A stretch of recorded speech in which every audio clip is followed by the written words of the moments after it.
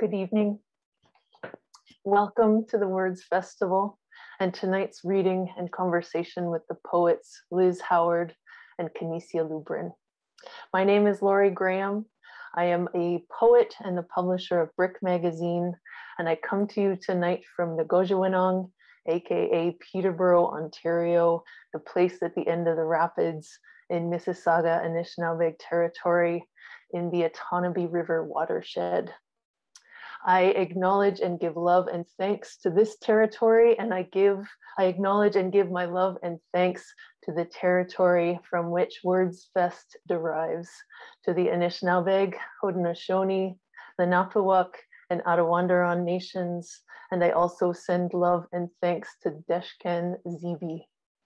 I'm so glad you're all here this evening, for tonight we are going to hear from two poets at the forefront whose work has had and is having a profound impact on Canadian letters.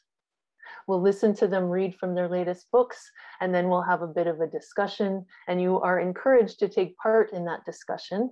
I will be minding the Q&A box, which you'll see at the bottom of your screen. Many of you will be familiar with that Q&A box. If you have questions for Canisia and Liz, please type your questions there.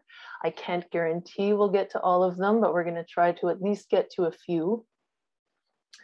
You'll also see closed captioning at the bottom of the screen, the words live transcript, the box to the very right. Click on that if you could benefit from a live transcription of this event this evening. And also please feel to make use of the chat function at the bottom of your screen to say hello, tell us where you're from, deliver your exclamations, your virtual applause this evening. This is the place where you can interact with other audience members. And please note that due to my own fallibility, I might not be able to mind the chat quite so closely. So if you type your questions to the authors there, I may not see them, but please talk amongst yourselves, tell us where you're from, etc. So let's get right to it. Canisia Lubrin is a writer, editor, and teacher.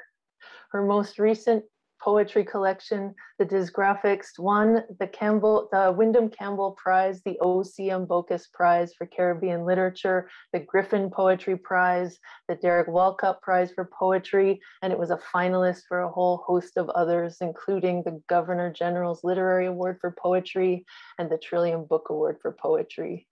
Her debut collection, Voodoo Hypothesis, was named a CBC Best Poetry Book and a finalist for the Raymond Souster Award. Lubrin is the poetry editor at McCullough and Stewart and has an MFA from the University of Guelph, where she is assistant professor of creative writing. Welcome to you, Canisia. Laurie, thank you so much. It's a pleasure to be here to share some lines, some music, some thought with the poetry folks in London at WordFest, with Liz, my compatriot. And I would like to thank Josh and Tom and everyone else involved in making this evening something real.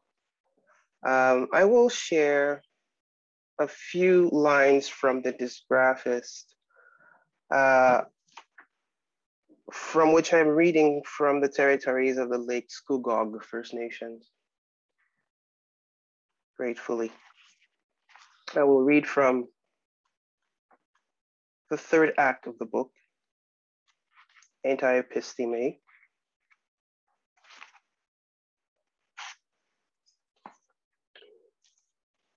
which is a series of dream and returns.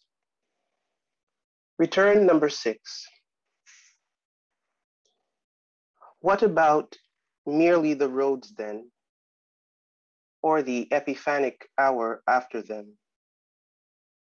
The newest version of myself, fit to name you a thing. And though I think about you, I'm shaken. I set us a meaning while you weren't looking. I study the language that would call us home. The same one to calm the baby. Here, let me arise singing if that would soothe you, that all I am is evidenced, or else for who, like me, to stand in red sap, dripping into nib, the match. Dream number 7. An amateur is in the streets. To the amateur we are lost and startled. To the amateur all the people in the streets are dancing,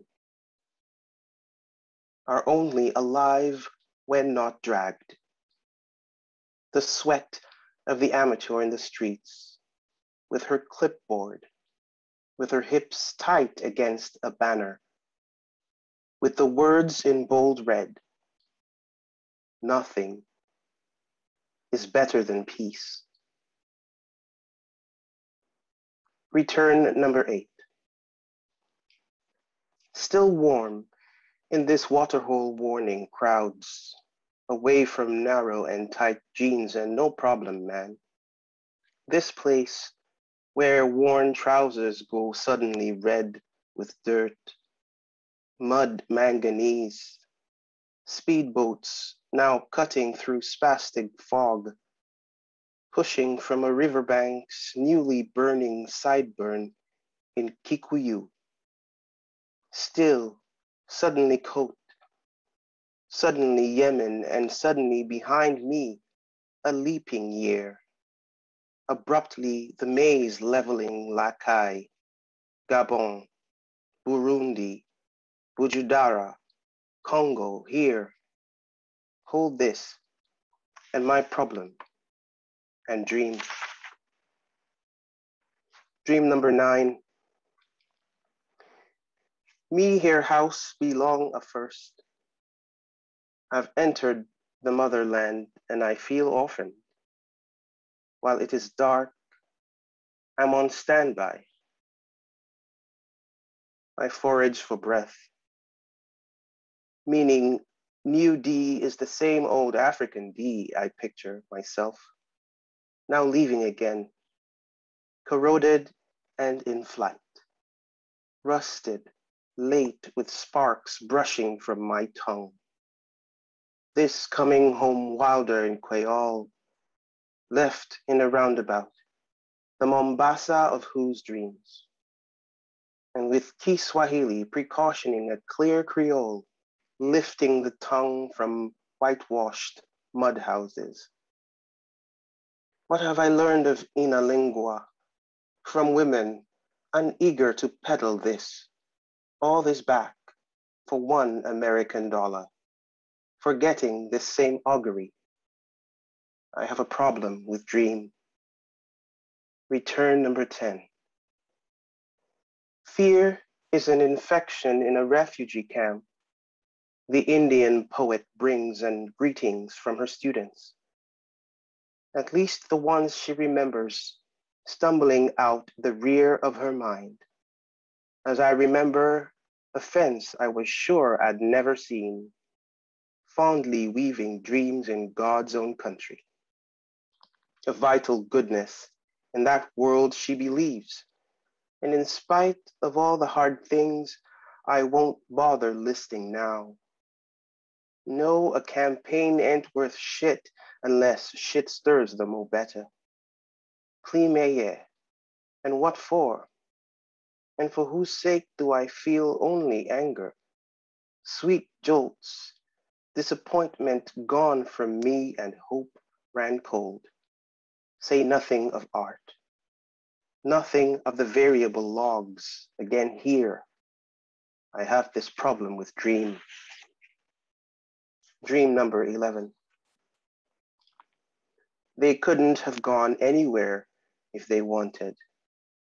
If I wanted, I could collate someone out of an onion, cutting their tears from settler banter, speaking involuntarily the names of poems, memes, some dramatic dogma they hope will soon recognize, slowly, at their backs. A sapling gives in to gravity, though maybe she's right. the world is this grace, or victory that ought not to unburden me, because all we have done is little good. And that toppling sapling I can't quite stop imagining, its slash of land, a seed crossing water below, a burial for how long? This problem I have with dream. Return number 12. I sit in a boat and be cold. Fouette c'est manière bête, yet in this tent I let you sicken me with song. I'm in you, poet from Cyprus, to insist in these last days you keep your fire, a mod guitar, the impossible early languages we unearthed, how they took our voices and left us, still encamped, maybe. Our hope is in the poet from Finland, reseeding this Cayman in its ripped 2018, and what else to do? Still, to be reminded of this unsleeping word in this unsleeping country, north of the Tropic of Cancer, or what God's birthplace, and of course, this, such a place would be a transit town gathering us up, the embers of failed revolutions, and so, what is happening now, poet? Do you make a fine noise of hour and quiet in Hebrew? Make them all listen and rethink? Do the dogs mind lies? In Española, do they mind the black mouth weeping? Speaking then, we believe they bark in Swahili, so no credit here. I have this problem dream. Dream number 13. Like a stack of worn shirts piled before us, sigh in Polish, or the fights that await us 15 houses hence in Arabic. How unchanged, the work of anything into shape, a shard, sharp with hope. A look can draw the missing piece into masterpiece, whole, cree it not, draw these earths we refuse, prepare for them a whole existence hostile to the shopping cart, yet unrealized future. The spider means to understand this war, and do I know what was then has come again? Do I know of the thing that could be wrong again, the thing that slows and slows again, that hits and hits again, sickness? And my problem with dream. Return number 14. How many ways can you disappear a people? Dignity by dignity, slant word by slant word. Who turn grave by the curve and measure of graves, after typhoons, cyclones, the mounting electro wastelands by the freshwater, and wrath of tumors as bright brush on the forehead, or covering over knees, the work of minutes grating against millions in flooded cities. What garments I wrap this zealous hand in, steering east all through the night.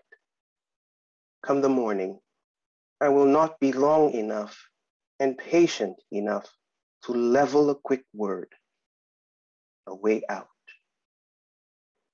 How many ways can you empty a people? Hope by hope. I do not venerate men at all. I have a problem with dream. Dream number 15. Draw me the waking up, the gray hardness of the mind pressed into the early hours of another house, another law, and fog, a brown century before something like sunlight. What kind of person dreams while the world petrifies, its pieces sharp and shamed for red dirt and hard mourning, simple. Things are hard, you harden up, and the softness that lets you give one thing, lets you walk off feeling some small need to be not much for symbols anymore, careful to have a problem with dream. Return number 16. Let no Westerners back into this camp, lucid with insurrection, limp, still in their childhood. Refuge is a guilt, is a helmet, still a helmet, is a library overfull with dense descriptions of coming and going, if to agree that this sword of battered words is sharper paired with helmet, paired with boot, helmet, only half full of a shared language, logging the tides half emptied of reefs, and again the pilfered logs, the madness of royal seals, patriotic unthinking, records lead-born and hand-worn, if to stay assemble, to which year to return, having been emptied of the need to dream, who will stay here long enough to exit with me out of them long days, for as long as it go take, I am asking now, and in spite of my problem with dream. Dream number 17. Let them say I have seen the long days. I have seen them rising from the huts as smoke. I have seen them as forests turn brown and flat for remembering themselves, wishing that we had not factored into their algorithms, and now I have seen the long days arrive with things I do not know. Nothing too much if I'm lonely. Nothing too little if I'm able to drain the desert and leave the ocean empty, long enough for a new beginning. Why have the long days arrived far from the valley of the kings, still with the machinery bearing the insignia of ruling governments? What monotonous pride if they say I drank milk they bought with a fraction of our natural selection? Believe them such reckless regard for a few hours, over the long reach of us into some hot place, a future perhaps. I have seen us with their machinery and watched them arrive, knowing our desires and leaving with our deaths.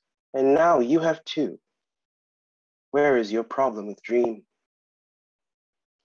Return number 18. For as long as we've had dreams, we've had rivers. For as long as we've had fears, we've been rivers. We've been legions held ransom for our thirst.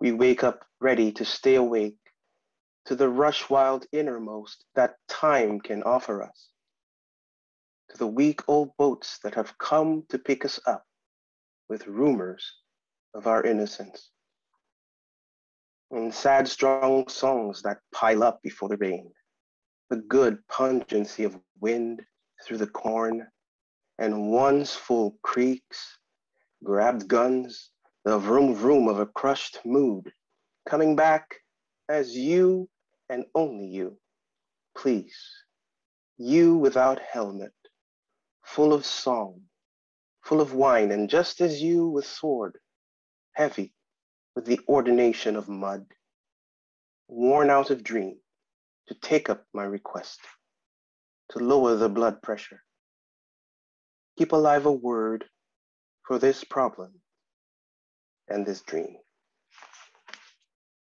Thank you. Thank you, Canisia. Beautiful.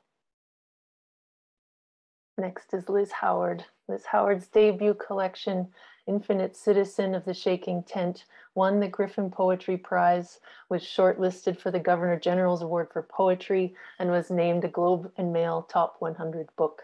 Her second book, Letters in a Bruised Cosmos, came out this past June with McClelland and Stewart. Howard received an honors Bachelor of Science with high distinction from the University of Toronto, an MFA in creative writing from the University of Guelph. She is of mixed settler and Anishinaabe heritage. Born and raised on Treaty 9 territory in Northern Ontario, she currently lives in Toronto. Welcome to you, Liz. Hello. Thank you so much, Laurie. And thank you to Josh for the invitation to be here today. And it's such a pleasure. I wish that we could all be in Congress together in person.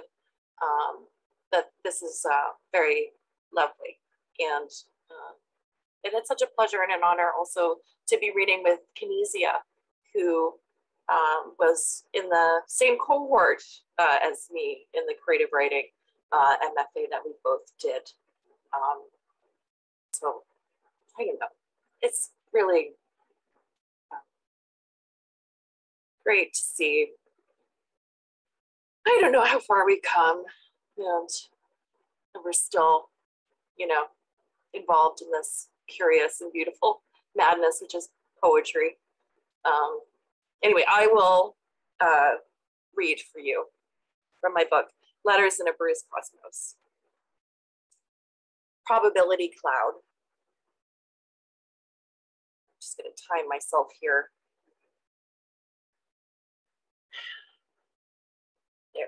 Here we go. Probability cloud.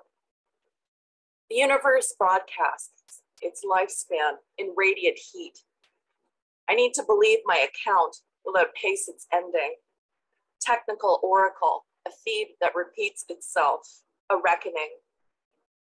What I felt was complete disorientation, but the sky is more than a map to read into the end and origin of everything. There is a guilt that folds into me like humanity, a darkness in the signal. A mark science confides is evidence of another universe, the collision of an afterbirth. If I continue, can I hold the body beyond its contact traces of violation and intimacy? The palimpsest furniture of our specious present, a succession of excess. I am here, after all, for decadence and silence.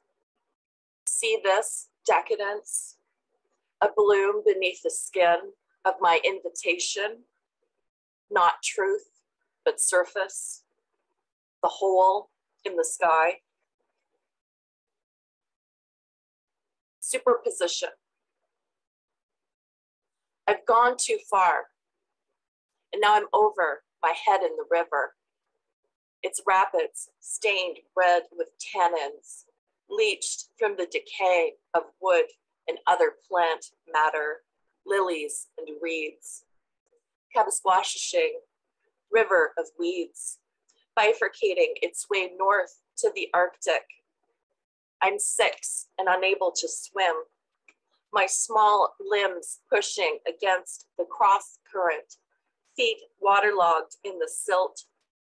The overcast sun seems to make the water hum its color, something cousin to blood. In the developing mind, to think a thing is to make it happen.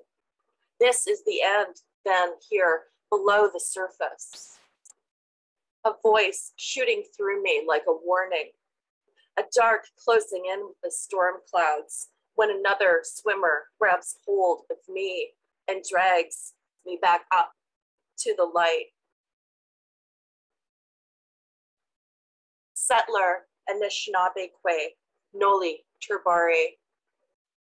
Beauty is my irreparable eye, and today I became geometric, a faux linear figure that distills a skipped trace of first principles, in a whiteout of Atlantic snow, banging stars into the femoral vein of Euclid, while rows of lavender circuits, all porous, surrounded me. I genuflected before the hospital parking lot of my father's jaundice, for I am a good daughter of the colony which begot the immortal heart of the markets.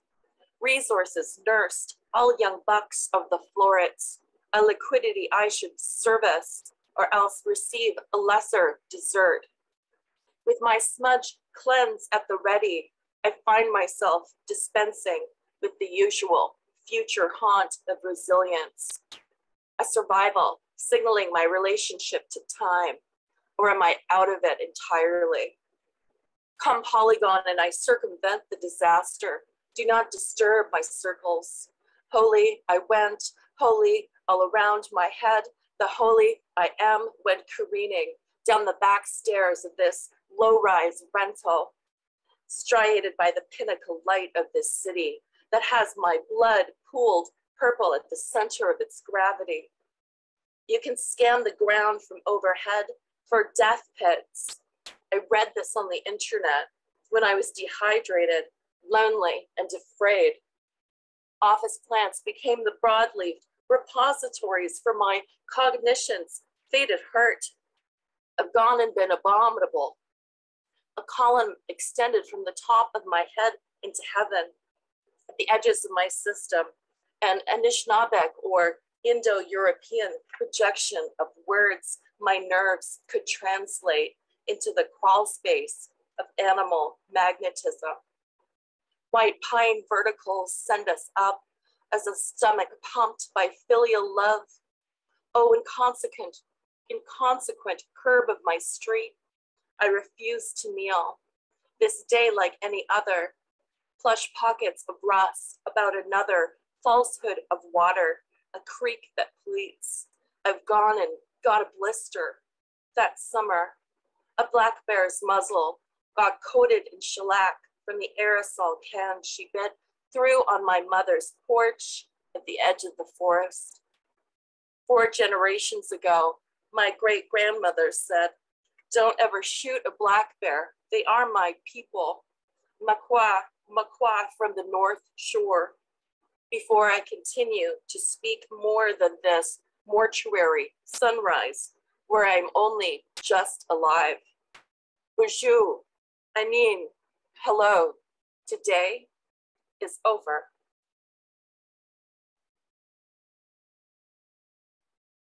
Superposition. Having surfaced, could it be said I came into self-consciousness again through an act of purging? Accessory to the second mind, housed in the middle, a neural web around the viscera, gut feelings and heartbreak. I'm handed some paper towels and a bottle of Windex and told to clean up after the half-wild dog that has been living in our back porch. As I open the door, sunlight catches in the bottle and projects a dancing sapphire blue back into the hallway. On the other side, the dog has pissed and defecated all over the floor. He comes to greet me, but the smell is making me retch, and I can't help but throw up onto the mess. The dog begins to lap up my sick, which makes the whole thing worse, and I retch again, accidentally vomiting on his flank, which he then bends his neck around to lick. It is in this moment, at the age of 7, I believe I had what psychoanalytic theorist Julia Kristeva has called an experience of abjection, a breakdown in the natural order of things, a separation between the self and an object of disgust that suggests death. Somehow my mind was lifted up to the ceiling, and I could see myself with total vulnerability. It wasn't just nausea that I felt in my stomach, but a true separation between myself and world, all its unpredictability I'd be tasked with weathering. 7 is the canonical age of reason, my grandmother instructed me. Now that I am cognitively responsible for my sins, I must confess them in order to be in communion with the divine and avoid hell or purgatory, the waiting room for souls. The confessional booth was at the back of the church, and I had to walk past all the pews of parishioners who watched me. The booth smelled of adult sweat, and a man sat on the other side of a little screen who would forgive me. I could never bring myself to say that at a dinner party, a father had performed a magic trick where he closed his hand around a small toy, and when he opened it again, it was gone. I asked if he could do the same to me. He laughed nervously and said he could try, but he might not be able to bring me back. I said that was okay. And from how his face fell, I could tell what I'd said was wrong. It was wrong to want to be a part of nothingness. Father, is it something dark in me that wants to be held so close I disappear permanently? Letter from Halifax. I just walked the street of my father. The street is called North. I paused in front of his white apartment building as the sun fed me from the west. There were two shopping carts chained together, one from the liquor store. My father turned empty bottles into full ones, into food and into rent. He pushed his cart across the city, gathering emptiness. I wonder if the North was the repository of his best intentions. He left when I was an infant. Powerless over drink, he ran, jumped the track, and erased himself from public record. He became a shadow I couldn't match.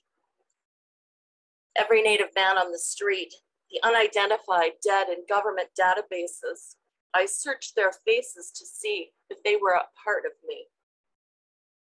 Would-be astronomer in his youth, I learned also to cast my gaze upwards. When I look at the Pleiades, I see 7 sisters who could hold me. In Anishinaabe cosmology, the constellation is known as Bagone Gijig, the hole in the sky, a portal between this world and spirit, where I go when I dream. And if anywhere, the place I will find him again. I'm trying to write this as I sit in a Tim Hortons, waiting to meet his common law spouse, who will give me some of his personal effects, when a man next to me asks, "What does this word mean?" pointing to a spot on the page of the Maclean's where the word rapport appears. I landed yesterday in Halifax. My aunt had called to say he was here in hospital with liver failure and in a coma. The doctors would give him 48 hours to come out of it. I had the thought, maybe, if I go to him, he'll wake up. My father's skin had yellowed, and the sclerae of his eyes, which were half open but clouded, a tear slid from the corner of his right eye to pass the bone of his indigenous cheek. This tear had not yet dried when they began to withdraw life support, machine by machine. What kept him breathing, what jerked his head back and expanded his chest with decreasing regularity, was the last to be withdrawn. A nurse said, "He is in the process of actively dying now." Actively dying. In the ancient Near East, a seer would look to the stars or livers of sheep for divination. What does the liver show or hold? Sparina, the Haruspex, foresaw the death of Caesar in the entrails of a sacrifice. Bagok, the cursed Anishinaabe skeleton who flies through the boreal forest, is said to consume the livers of his victims. Prometheus's punishment for stealing fire from the gods was to be chained to a rock and have his liver torn out daily by an eagle. Each night his liver would regenerate. 2 days have now passed. 2 days I have been in Halifax. 2 days since my father has passed from mystery into appearance, laying bare his totality on a deathbed. Distended, cirrhotic belly and ethereally beautiful face. He passed from unknowing into eternity as I watched the neon lines above him lie flat. I am still watching. I still do not know what I know. A nor'easter now passing over me, spilling its moisture from the Atlantic, heavy rain that by midnight may turn to snow. What does it mean to actively die? Actively. I've been reading Knausgaard, who writes, quote, "For the heart, life is simple. It beats for as long as it can. Then it stops," unquote. Full stop, as in a period. As a period is a flat line when extended. I have been given my father's papers, his Polaroids, and a pocket watch that belonged to my great-grandfather. I have been given his bald cap that kept the maritime sun out of his eyes as he scavenged for bottles. The band of this hat has collected his scent, which is lemongrass, earth, and discount smoke.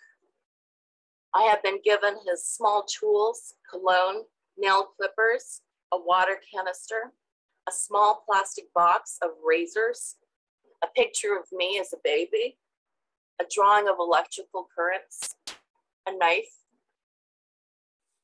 I'm here wedged within 3 nor'easters. The first fell after he died. The jaundice, the eyes that are mine, the snow a whiteout of every street. The third will come Tuesday and cover Halifax in a foot of lace. Today I bought Ocean by Sue Goyette, a black dress and a pair of tights. Today I ate berries and drank black coffee. Today I felt the harbor folding in. A sphere flinched in my portal vein. Today I woke up late. This evening I looked up at the constellation Orion.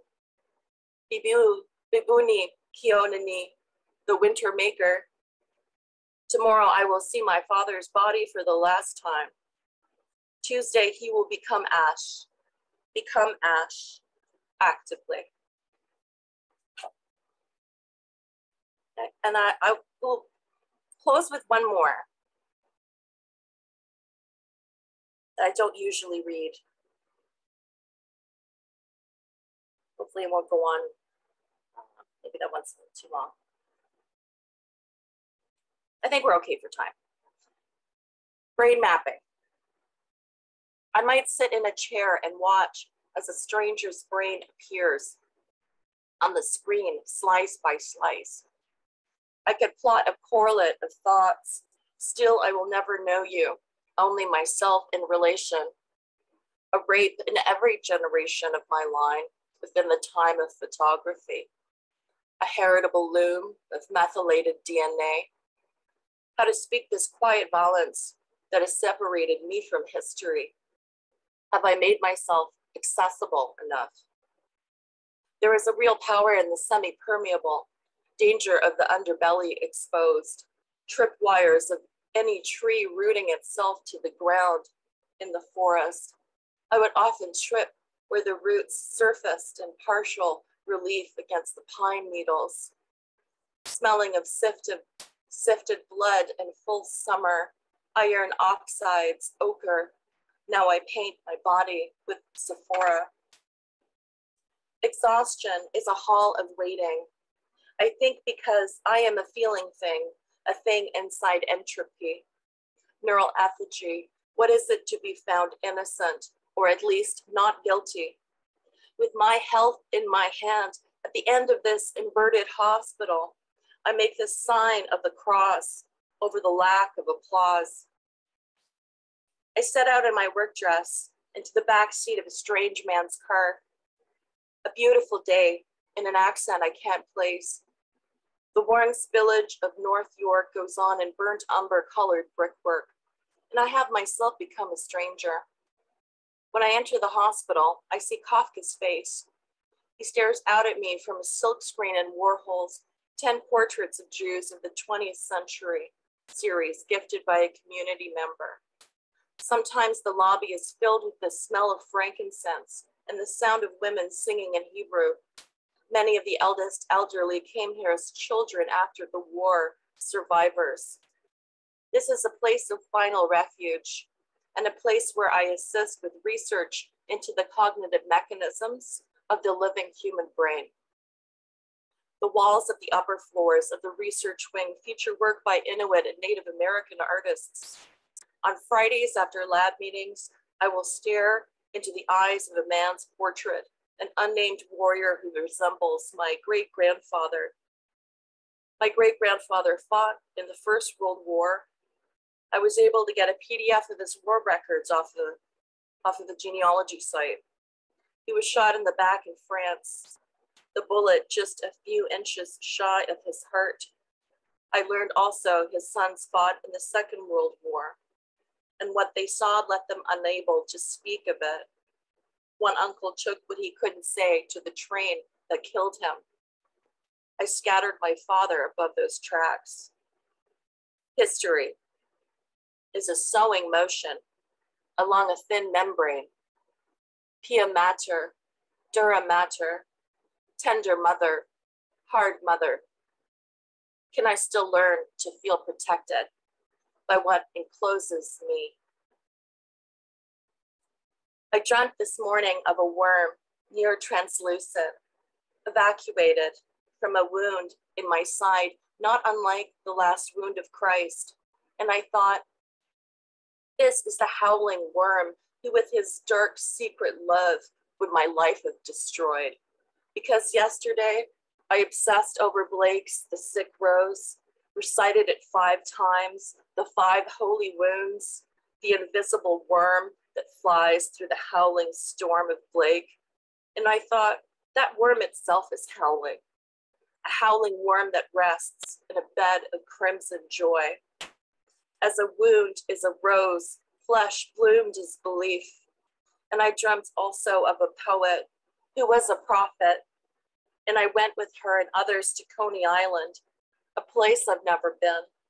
And we climbed into the bucket seats of a ride to hear her speak about the motion of the stars, charmed quarks, how to distill reality into intention.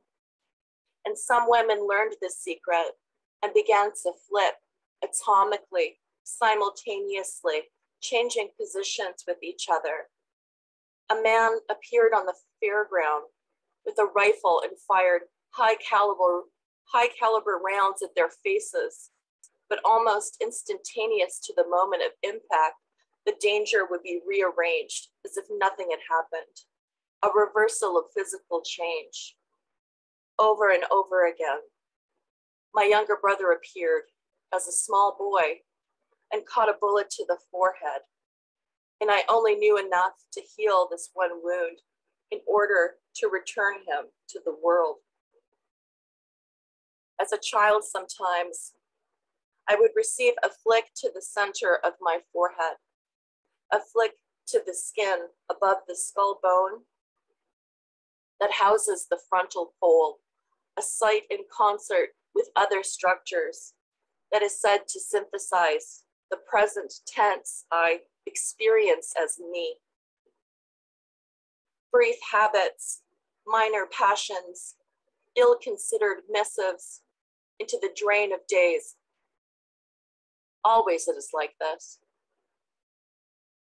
Thrumming to my own dark frequency, like a broken lark under a maple tree. All the night assembles my subject, all the night the shape of one's self. And what do you find there beyond the quiet and the dark? That I was to do away with all of it. It decided to remain. Reforge myself inside tomorrow's humidex, aslant and listless, answer the messages, order eggs and begin again. I must pursue the future, pulling dawn through the needle point of compass north. Make me the sort of animal who knows when to take cover. A shaking dress, my hide blazing in the territory of the truly sensei. Thank you so much. Beautiful, Liz. Thank you. It was wonderful. Thank you both.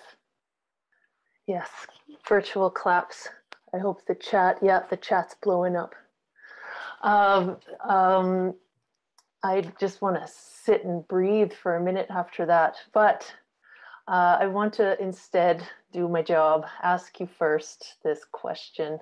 I envision you both as poets, kind of plugging away in the upper atmosphere, expanding and in some cases exploding the capacities of words and of syntax to make their fullest and most embodied and most just and honest utterances. Another way to put this, I get the sense when I read your work, or know in an intrinsic way, that you have found the exact right way to say the thing that most needs to be said. And I guess I'm curious to know or to hear how this came to be. I'm curious to know your poetic origin stories. How did poetry find you? How did you find poetry? We could start maybe with you, Canisia. I heard you say in another interview that you at one time were calling your poems songs. Thank you for the question, Liz. Thank you for that lovely reading.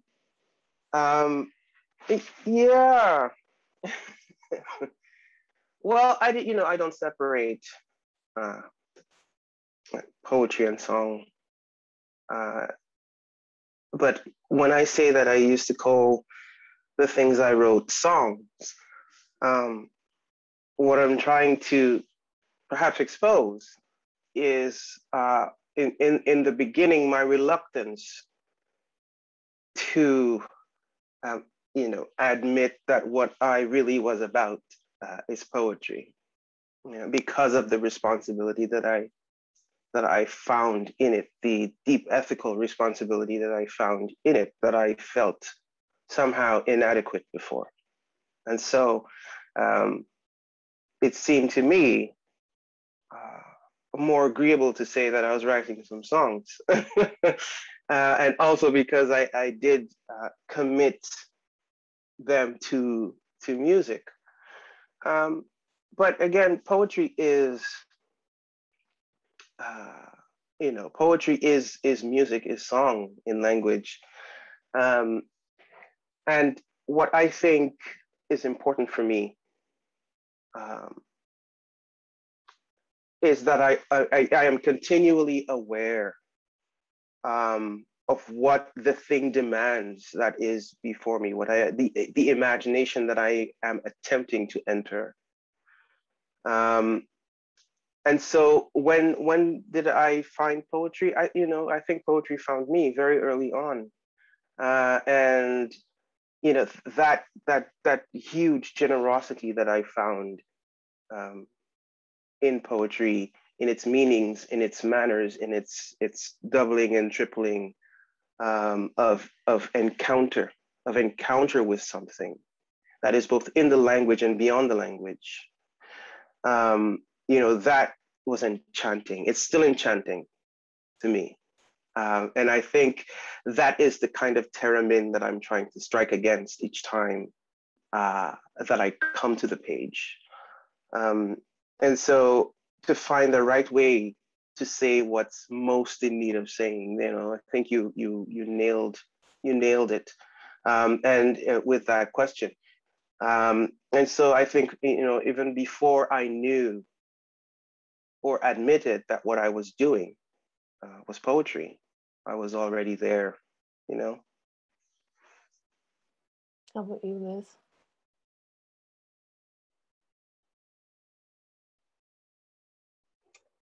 Thank you. Thank you so much for, that's a truly rich, generous question. And Canisia, I think you answered that very well, like in terms of, initially kind of feeling more an identification with song than written verse, because of this deep, as you said, this deep ethical responsibility to poetry and taking up the weight of poetry, and also its generosity. In terms of like, what exactly are we trying to get at? Like a poetry, like an origin story, or like how it is that I came to poetry, just as sort of a general, or how it is that I write the way that I do.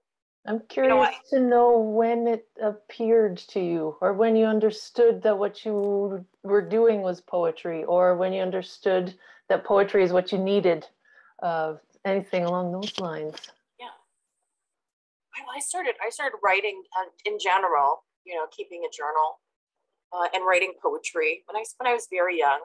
Most of those poems, they were about, foxes and rabbits and bears and my cat and stuff like that. And they were mostly following some sort of like rhyme scheme. But I started reading. For whatever reason, I had an early interest in Shakespeare. And at the town library, the drama section was right beside the poetry section. And Shakespeare also wrote some poetry. He wrote sonnets. And so I don't know, I drifted over to the poetry section and I just started reading. I think I took out like a volume of just like modern, I think it was like modern English verse or something like that. And then I started, sort of like reading through, the Canadian poetry section. So, I started reading, Irving Layton and Al Purdy, and I really loved Susan Musgrave and Phyllis Webb, and Susan Musgrave, essays, introduced me to Sylvia Plath and Anne Sexton, and by this time I was sort of very moody and goth, sort of teenager, and I loved it. I felt heard or seen or represented, and I started writing a lot. I almost missed those days. All I did in my free time, this is like before we had the internet, even to sort of date myself a little bit, but I just spent all my time reading and scribbling in my journal.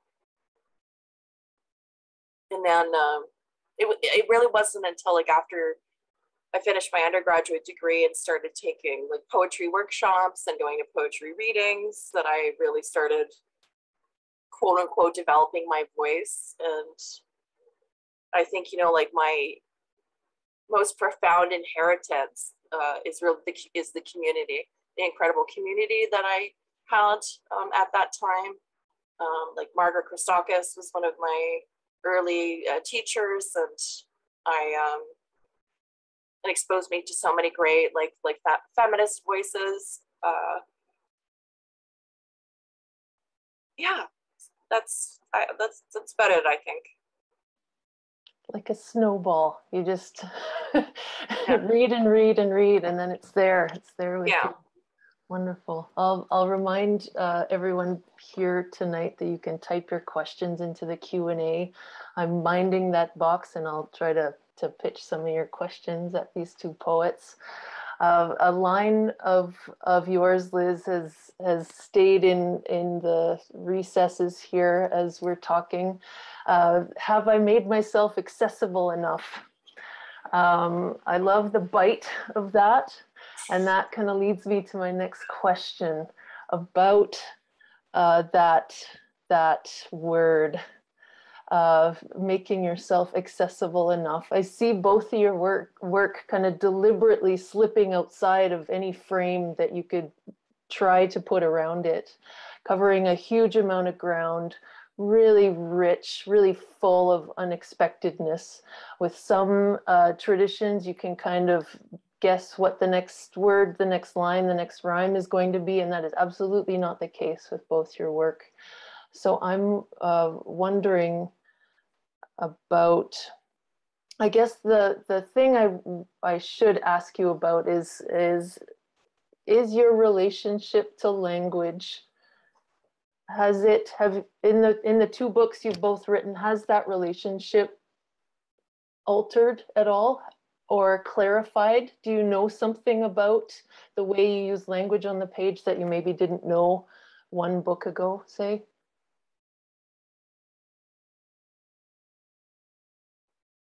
Should I can, I don't know.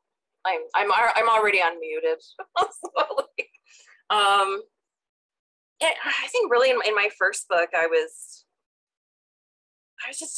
ambitious, in terms of form, and just really letting language be, as much of a high wire act as I could get it to as possible. It's my first book. I didn't expect that very many people would read it. It's really something that I wrote, for those closest to me in terms of craft and practice and, intellectual interest. And but what did I have to prove? I felt like complete freedom. With this second book, I, of course, try to be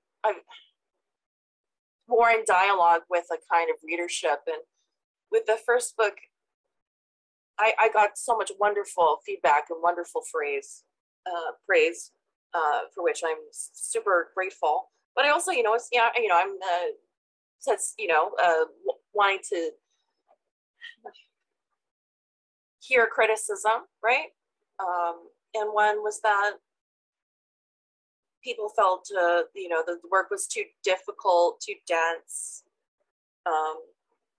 Excuse me. They felt left out by it. Wasn't accessible enough.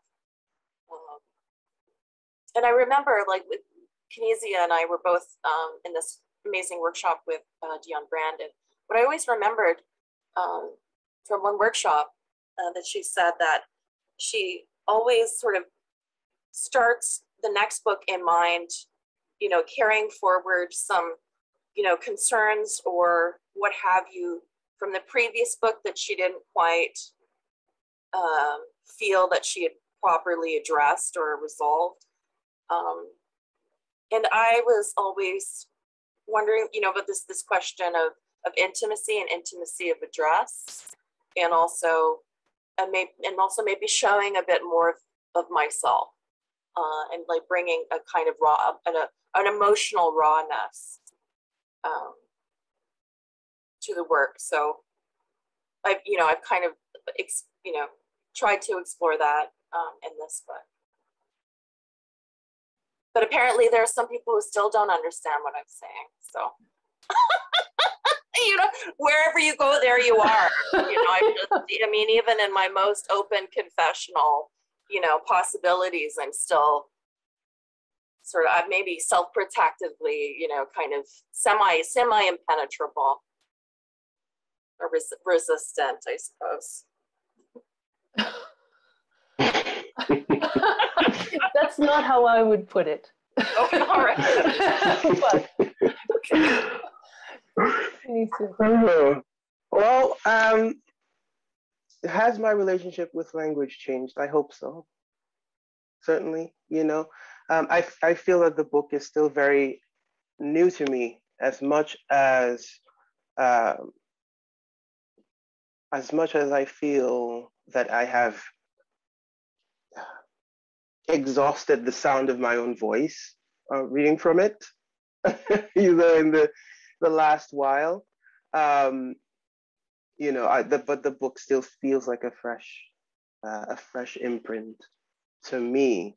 And I think I'm always looking for the softest places in that imprint, where language remains this alive and moving and changing thing.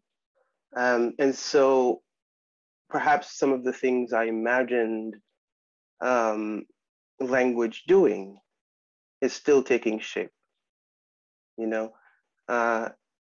and so when you say that, that there's something in the work that's unpredictable, it is because I actually view language as an organism, as a kind of thing that is not static, that is not mechanizable, even though it is accepting of the ways that we try to mold and shape it, and so I'm always looking for what measure can hold the thing that I think and feel and imagine in language. So logically, I suppose, what I'm always looking for are the spaces and the breaths that can allow the kind of muscularity that I have in language, that sort of angular physicality that I have in language, that things are always turning and grinding and breaking, to find the softest parts that still allows for me to move toward discovering more about language and more about what language can do. So yes, my relationship with language is changing on these practical levels, but I think on a philosophical level, I still think the same thing that I thought about language, maybe 5 or 10 years ago, even though the contours of that understanding, they're constantly shifting, but I still think that what I attempt to do in language is to apprehend something relational. It's a practice of being in relation, being alongside, and a place to find the spaces where I can I can view how horizontally full the world is, rather than the sort of vertical, hierarchical, top-downness, right? So I think a lot of what's unpredictable is just me getting out of the way of being too determinate. Yeah, that's it. That makes me think of a line from your book, Canisia. I is here breeding out of the dead land a definable origin. And that brings me to a question about maybe a continuation of the last question a little bit, about what echoes appear in your poetry. Is your poetic voice attempting to resemble or reflect or address the voices you've heard throughout your life? Are you writing the stories of your families in a way that maybe you may not have heard them as such, but they kind of live in the work? I don't know if that's too tough a question, but what of your voice do you know is something that has been passed down to you? Did you want me to answer, or Liz, you want to? Whoever wants to start. You can go right ahead. Okay. I don't know that. I don't know what of that. I mean, I've said in other places that a lot of what I learn about language that I still use, I learned from my grandmother. So there is this sense of the polyvocal, of the multiple registers and the multiple tonalities and the multiple voices, and the sort of spontaneity of collaborative art making. That's the space, the cultural space that I was born into and raised in. It gave me that sensibility. So I think maybe a part of what I'm leaving myself open to when I say I would like to not be too determinate, is probably that's where that comes from, because to me that's just it's more generative, and it feels more real to me, rather than something that might lean closer to something formulaic. And so I don't know that I am trying to voice the stories of my family per se, because for me, family exceeds the expected structure of the nuclear and those kinds of things. I think there's something to the way that I think about family that exceeds those structures, and therefore what is voiced in any kind of storying both honors and disrupts what one has come to expect of what something like family or story or voice can even mean. you know? And so I think what I have is the porous, the really porous measure of storytelling that I did actually, yes, I did learn that from my grandmother and people in the neighborhood who would participate in these kinds of community art making practices and so forth. And of course, then I met what we all did in the halls of academia and in school and such, right? So it's really a piecing together of all of those modes and measures. But what I'm doing, I think, is trying to exceed those bounds anyway. Liz, what do you think?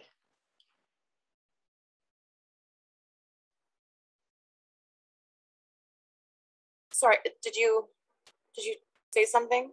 Yeah, I was just wondering what your response to that question of yeah, well, go ahead. Voices? Yeah.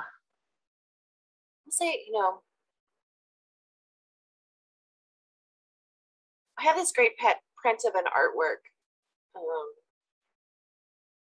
by an artist, I believe, like, this is from Manitoulin Island. And there's text on the print that says the voice of the land is in our language. And I feel that through my process of, trying to reconnect with, my birth father, my birth father's, Native family,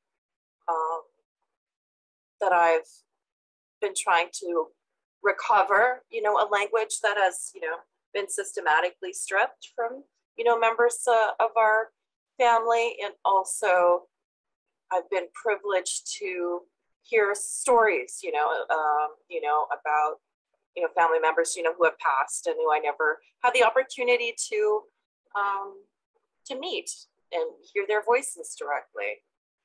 Also something in terms of voice, like that I feel in some way, like, really informed how I write, and really sort of the strange musical quality that I seem to really, really value and pursue in my writing is that, when I was little, I was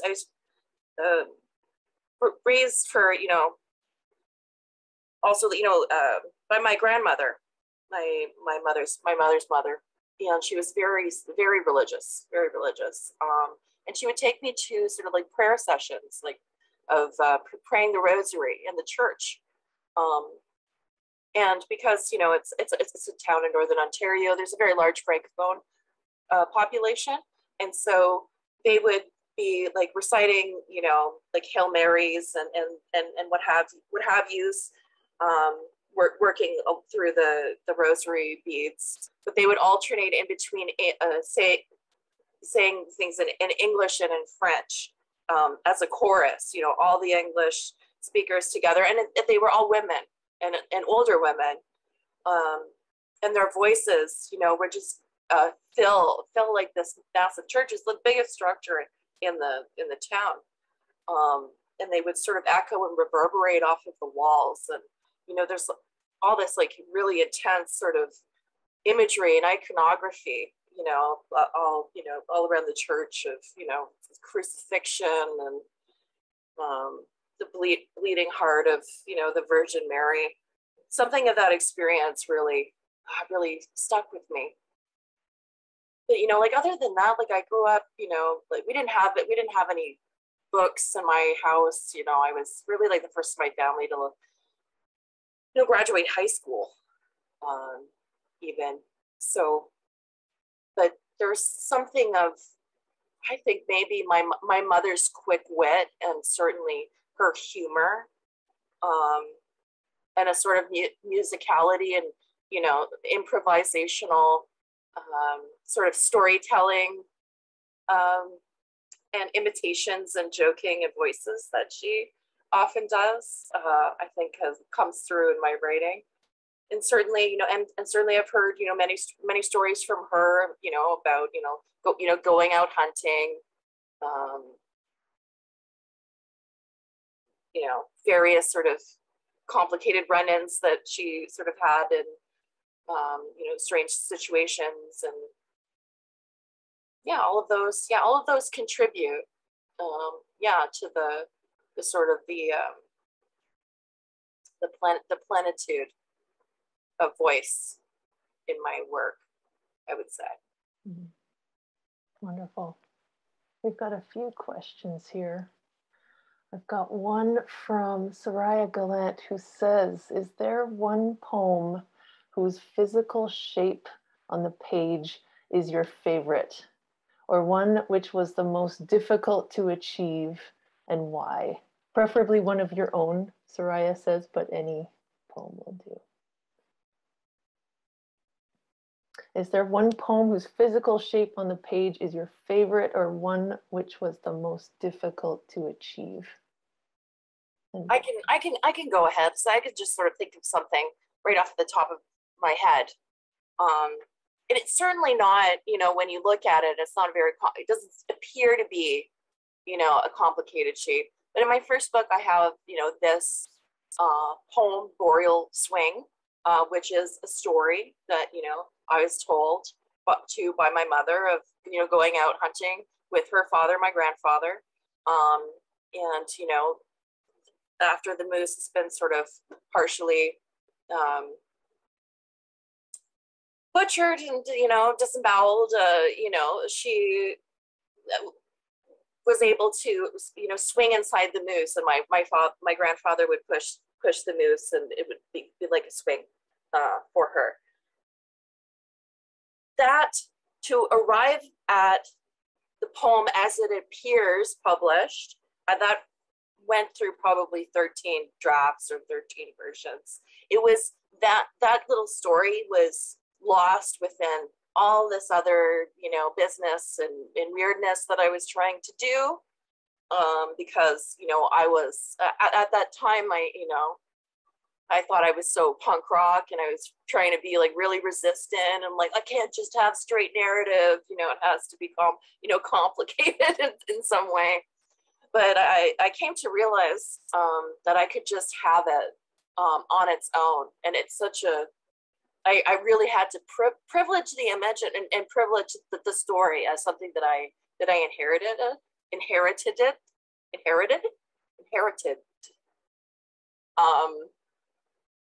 And basically what I did is through playing around with it so much, it's all sort of centered on the page, and it almost kind of like has a concrete poetic sense to it, where it almost looks like it approaches the shape of an inverted, suspended moose body. Yes. Yeah, that's a great poem, Liz, Boreal Swing. Yeah. I don't know. Anytime someone throws the word favorite at me, I am immediately confused because I never know what to do with that word. so I don't know that any of this could be qualified as favorite, but in the discographist, I made a number of experimentations with concrete poems. There's one, Dream Number 2, which is a poem about a mother and two sons, and it's in the shape of a kind of a pregnant bulge. And then there's an arrow going down the page into a kind of disintegration of words on the bottom, which is about, which attempts a kind of visual representation of a metaphor breaking into meaning or disintegrating into meaning somehow. But there's also the suggestion of it getting the sort of steadiness of an arrow and the piercingness of it, which puts me in mind of something Dion Brand says, that the metaphor is an aggressive attempt at clarity. It is not concerned with the reader's comfort, etc. And then I think that Dream 41, the very last poem in that Dream and Return sequence, that section, is probably one that I can say something a little bit unordinary about, because it's like two poems in one. There's the parabola, the sine wave on there with very spare words and a kind of sea of white around it, which is that in that poem I'm referencing a river, and there's a kind of doubling and tripling of the signification of the sine wave, which is in the shape of a river bending, and then those sort of gaps that represent other things that I'm referencing in the poem, a mouth, a bend, etc. So there's that. I don't know about favorite though.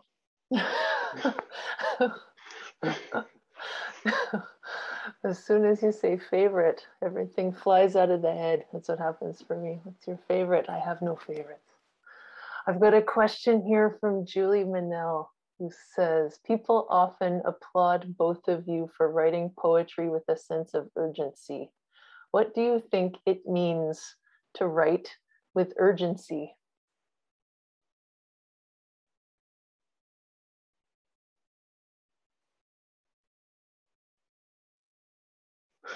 Well, I feel like I just talked. Liz, you wanna?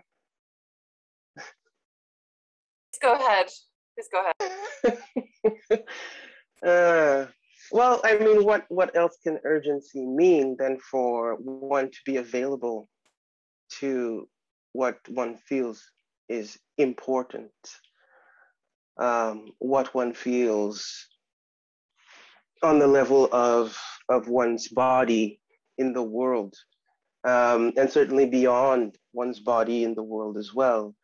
So for me, writing with urgency is about attending to the things that are deeply important to me.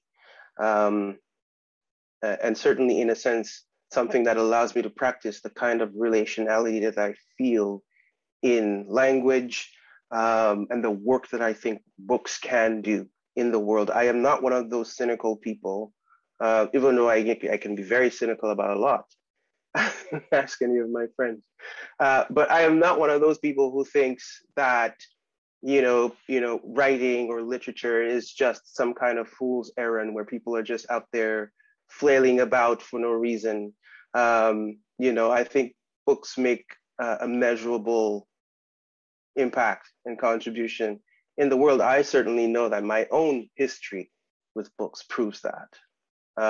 And look at very many places in the world where we can consider why books are being banned. Is it because they don't do anything? It's because it's, we're just out here throwing paint in the wind, right? So there's something to me about living in the world with others, human and non-human, and forwarding a kind of literary imagination that allows for life to come to the fore of my thinking, in ways that might somehow reveal that, yes, I do have ideas, like I think things, I have a brain, and I don't make apologies for it. And I have an ethics that I don't make apologies for either.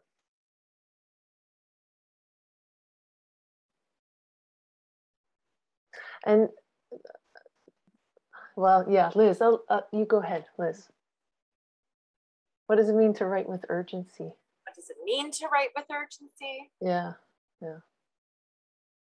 And I have several different thoughts that are spreading out, sort of like the cortical fan of activation, like in my brain. One is in which, like, oh my gosh, I have an opportunity. Someone is listening, right? I better like hurry up and say what I need to say before they figure out that I'm not someone to be trusted with such a position, and I'm undeserving of it.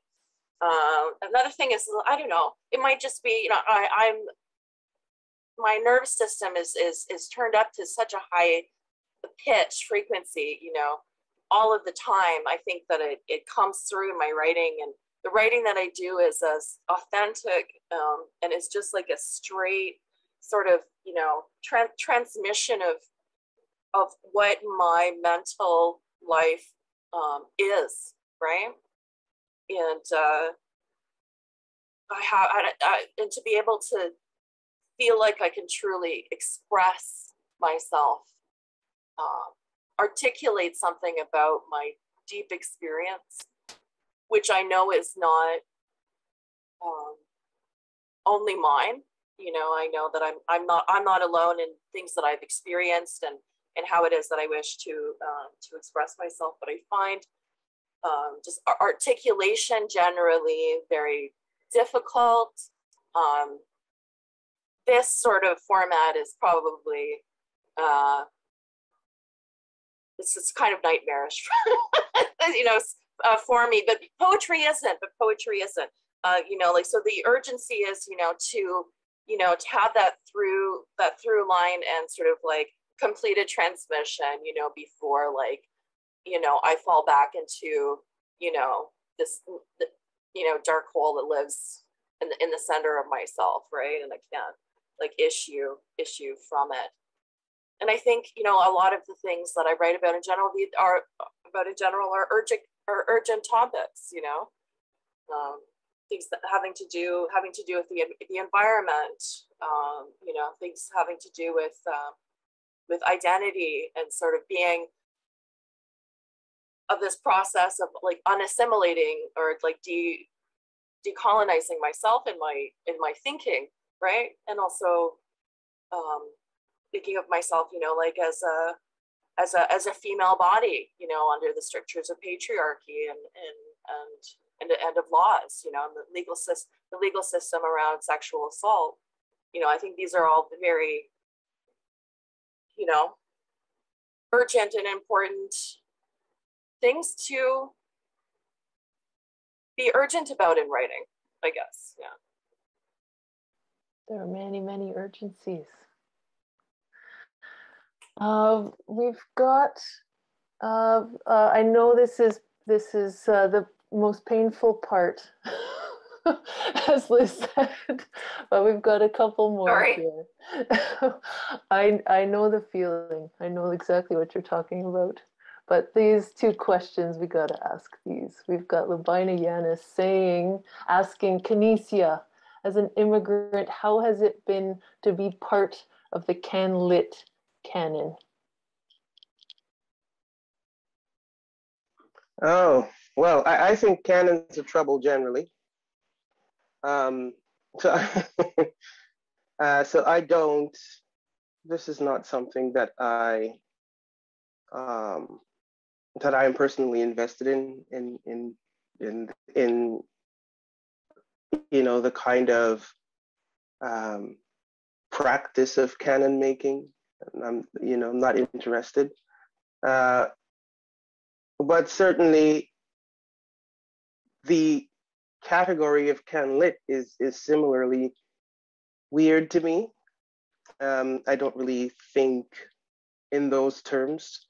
I think I am involved in writing diaspora literature, Black diaspora literature, in the tradition of experimentalism or experimentation that allows me to attend to the history and the continuance of Black life and Black thought and Black being in the wake of the history of colonialism as the transatlantic slave trade.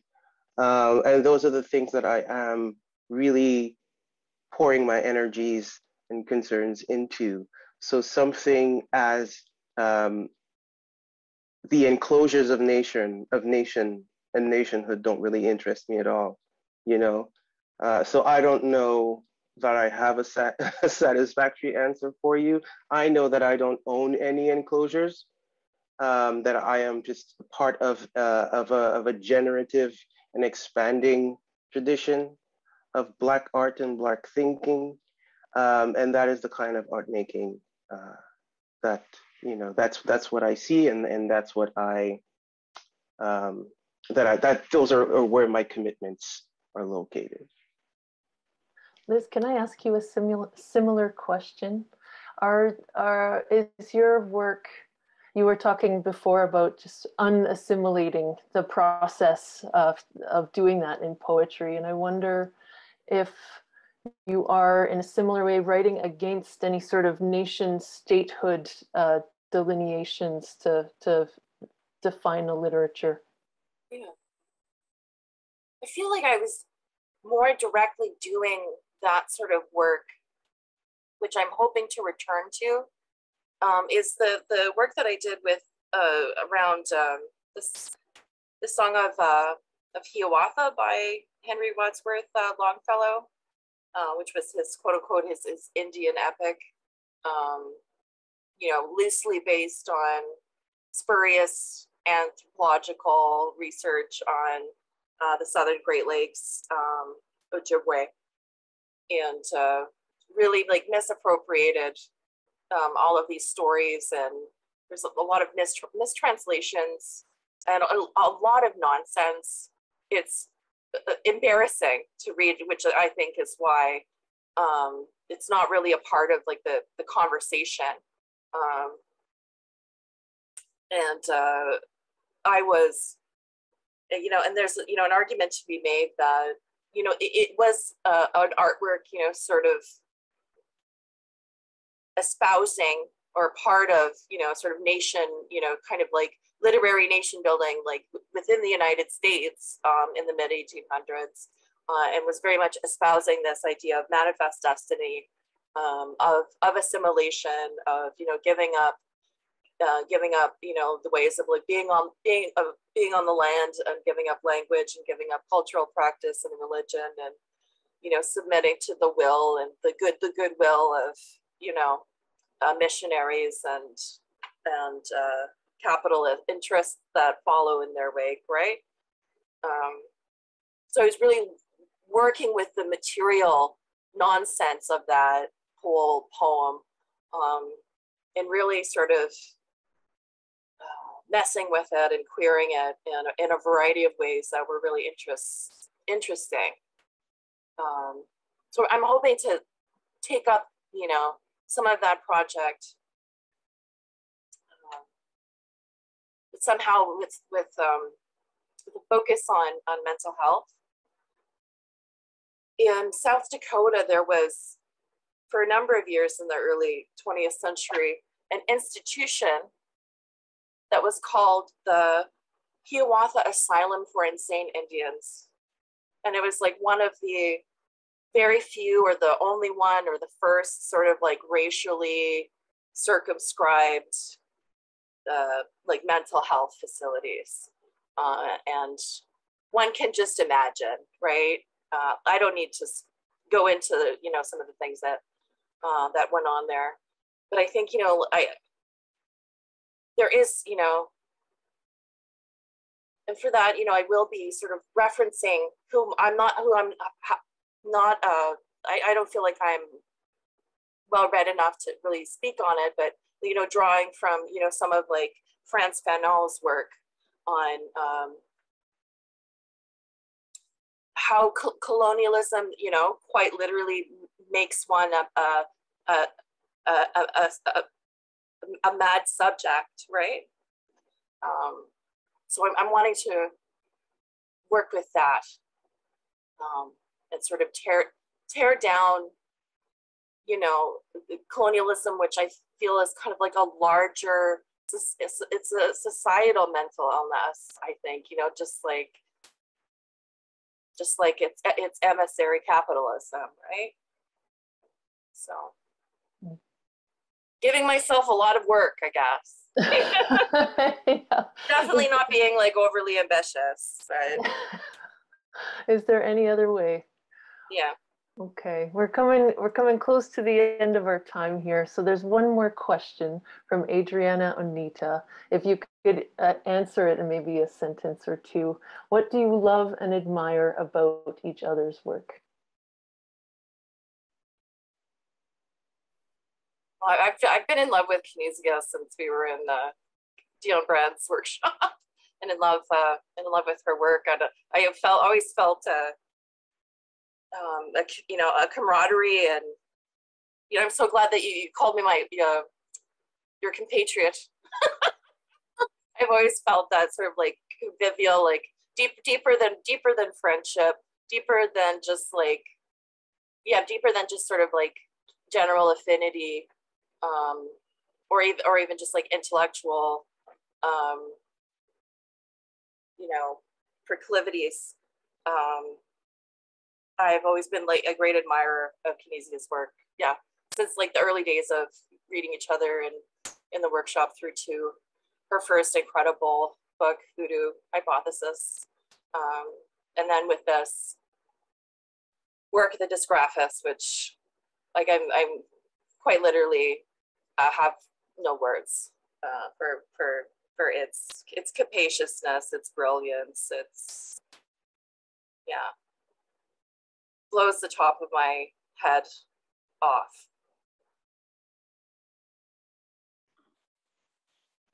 Well, I